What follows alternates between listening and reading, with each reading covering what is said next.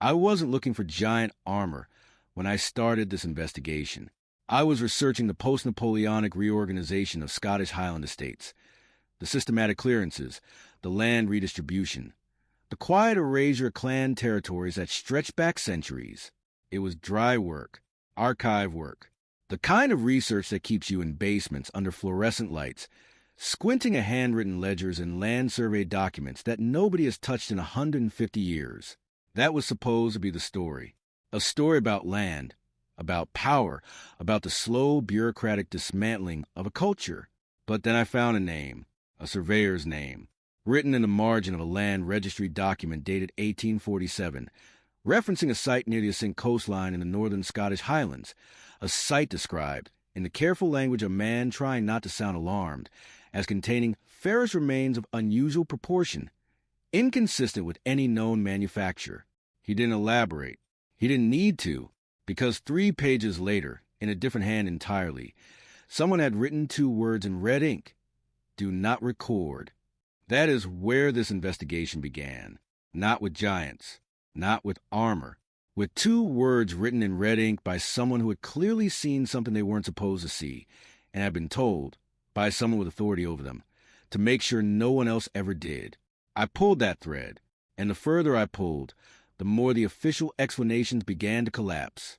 The first physical evidence I can trace with any confidence comes not from Scotland itself, but from the archival holdings of Society of Antiquaries of Scotland, which maintains photographic records dating back to the 1840s, the early daguerreotype era, when photographic technology was new enough that nobody had yet learned to be careful about what they pointed their cameras at.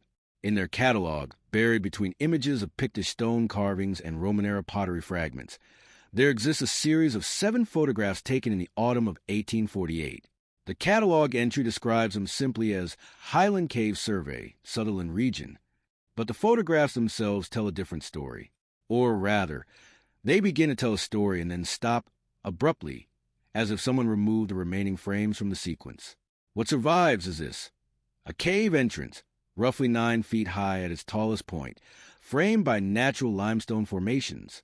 Inside, partially visible in the available light, are objects, large objects. The photographic grain of the original daguerreotype, I have examined reproduction prints held at the National Library of Scotland, is consistent with the period. The shadows fall correctly for the angle of autumn light in the northern highlands. The rock formations visible in the background match the geological profile of the Assynt limestone country. These photographs were not staged. They predated both the technology and, frankly, the cultural motivation to fake them. What you can see in those photographs, if you look carefully enough, are pieces of metal, and not just metal-shaped metal, metal that curves and articulates in a way that is unmistakably intentional. What appear to be pauldrons, the shoulder pieces of articulated plate armor, rest against the cave wall, and the proportions are wrong. Not subtly wrong, dramatically, uncomfortably wrong. I cross-referenced those photographs against the standard measurements held in the arms and armor collection of the Royal Armouries in Leeds, which maintains some of the most comprehensive records of European plate armor in existence. A standard English field armor from the 15th century, made for a man of average height, approximately 5 feet 6 inches, the typical stature of a late medieval soldier, produces a pauldron with a curvature radius of between 7 and 9 inches. The objects visible in the 1848 photographs, calculated against the known dimensions of the cave entrance using basic photogrammetric analysis, suggest a curvature radius of between 16 and 20 inches. That is not a rounding error. That is not a calibration issue. That is armor made for something considerably larger than a man.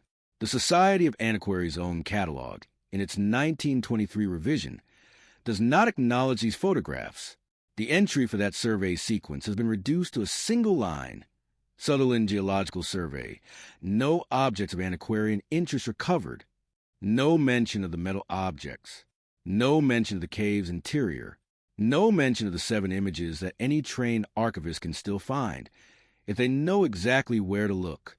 The official explanation, when I pressed a curatorial contact at the National Museum of Scotland, was simple. The objects were probably pieces of agricultural ironwork deposited in the cave at some point in the 18th or 19th century. Plows, Gate hardware, mining equipment. I asked whether any agricultural implement on record produces a curved iron form 16 to 20 inches in radius, finished on its inner surface with riveted quilted padding impressions consistent with an arming doublet liner. The conversation ended shortly after that. Once you see it, you can't unsee it. The pattern does not stay in Scotland.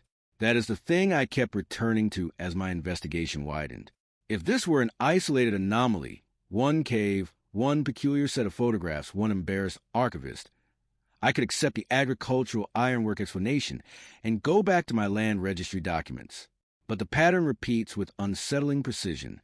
In St. Petersburg, the Kunstkamera, Russia's oldest museum, founded by Peter the Great in 1714 specifically to house objects that defy conventional explanation, maintains a collection of what its early 18th century catalog describes as bogatyr remains, using the Old Slavic word for a warrior of legendary size.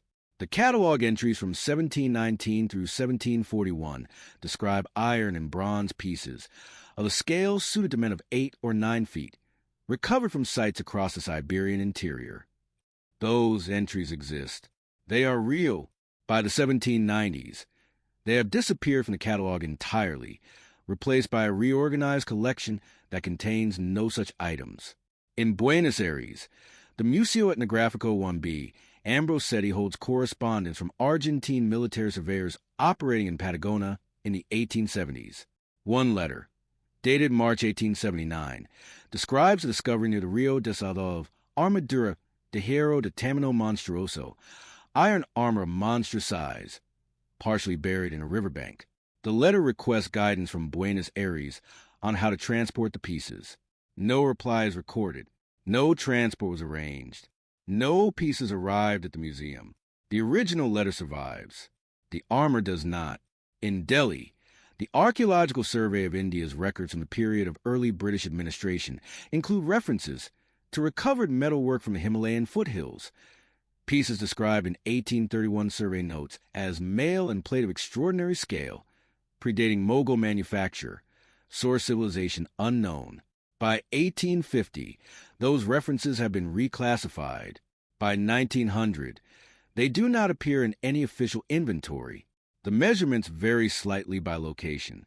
The time period, discoveries clustering between 1780 and 1890, does not. The institutional response, acknowledgement and silence, then absence, does not. And every site sits within or adjacent to territories that, in the cartographic record of the 17th and 18th centuries, appear under the same name. Who were they built for? That name is Tartaria. And before you dismiss it as internet mythology, as a conspiracy theory of the moment, I want to be precise about what the historical record actually shows. Tartaria, sometimes spelled Tartary, appears on European maps from the 16th century onward, not as a legend, not as a placeholder for unknown territory, the way "Here be dragons" marks the edge of knowledge, as a named political and geographical entity, with borders, with administrative divisions, with trade relationships documented in the correspondence of every major European trading power. The 1747 edition of Emanuel Bowen's Atlas, held in the British Library, labels the territory Great Tartary, and places across an area encompassing modern Siberia, Central Asia, and portions of what is now northern China and Mongolia. The 1771 edition of the Encyclopedia, Diderot's great monument to Enlightenment knowledge, contains a lengthy entry on Tartaria describing its governance structure, its peoples, its cities. These are not marginal sources.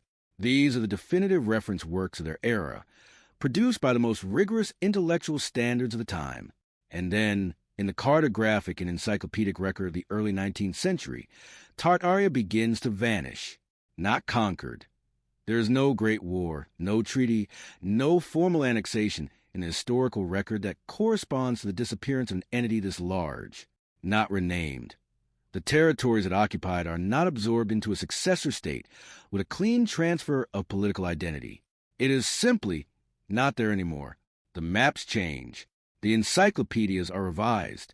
The administrative correspondence that referenced Tartarian territories is reclassified, archived, or lost.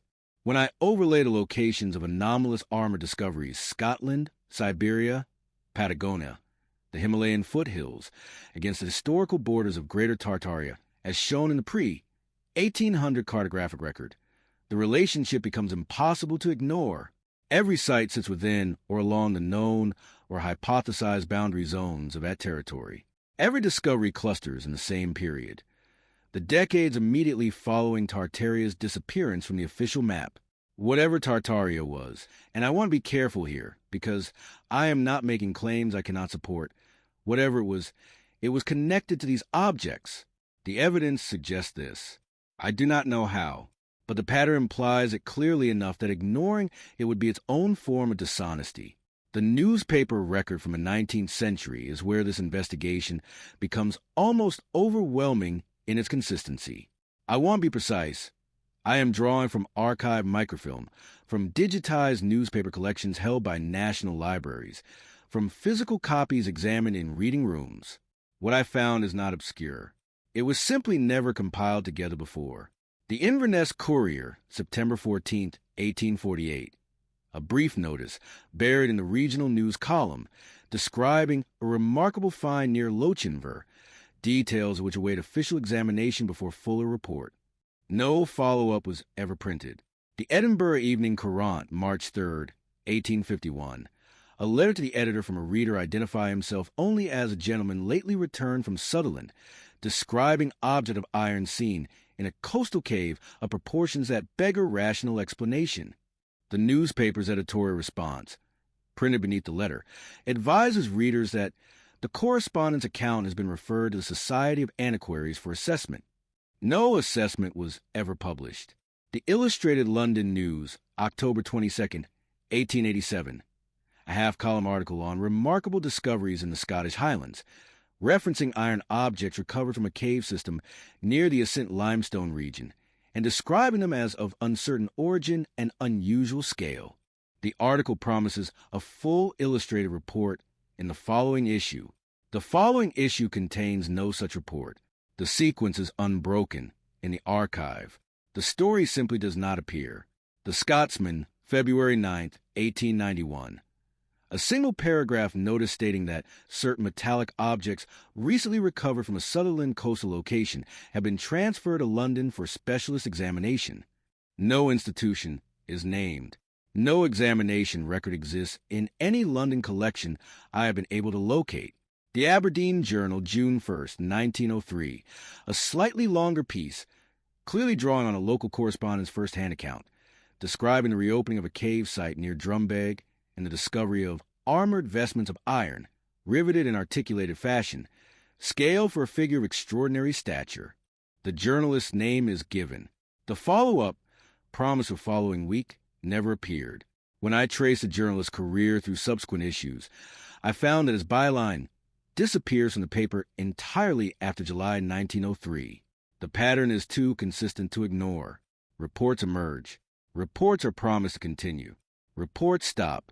And the records held by the Smithsonian Institution's Bureau of American Ethnology, which, in this period, was actively corresponding with British antiquarian societies about comparative discoveries, contain references to Scottish cave finds in their internal correspondence from 1891 and 1898, but the accompanying documentation described in those letters is not present in any file. The files themselves exist. The documents they reference do not. Someone remove them. Let me propose something that sounds absurd until you examine the evidence. What if the armor is not evidence of a legend? What if it is evidence of civilization, a real, functioning, politically organized civilization that was large enough and different enough from the European model that its existence presented an impossible problem for the emerging institutions of the 19th century? Think about what the 19th century was actually building.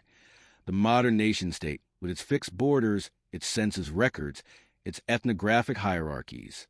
Think about what the great institutions, the Smithsonian, the British Museum, the Imperial Russian Academy, were designed to do.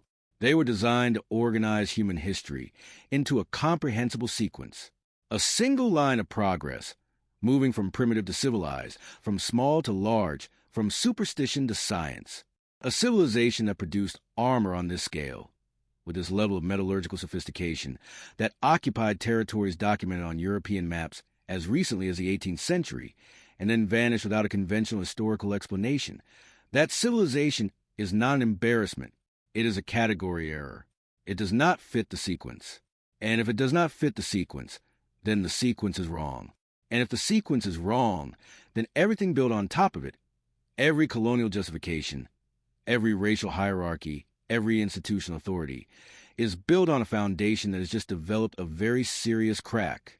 Why does armor get reclassified as agricultural ironwork? Why do newspaper stories stop mid-series? Why do museum catalogs get revised in ways that remove specific entries? Not because of malice, necessarily. Because of institutional self-preservation. Because the alternative, acknowledging that something large, organized, and sophisticated existed in these territories and then disappear without a trace in the historical record, requires dismantling a story that took 2 centuries to construct. And dismantling stories is, in my experience, the thing that institutions do worst of all. I want to talk about how institutions respond to this kind of evidence, because the response itself is telling. When you raise these questions in academic circles, and I have formally and informally over the course of this investigation, the response is not debate, it is not engagement, it is not the measured, evidence-based refutation that the academic process is supposed to produce. They don't debate. They pretend it never existed. It's not active suppression. It's passive erasure. Nobody burns the photographs. Nobody destroys the ledgers. They simply reclassify them.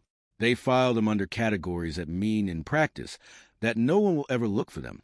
They revise the catalog entries.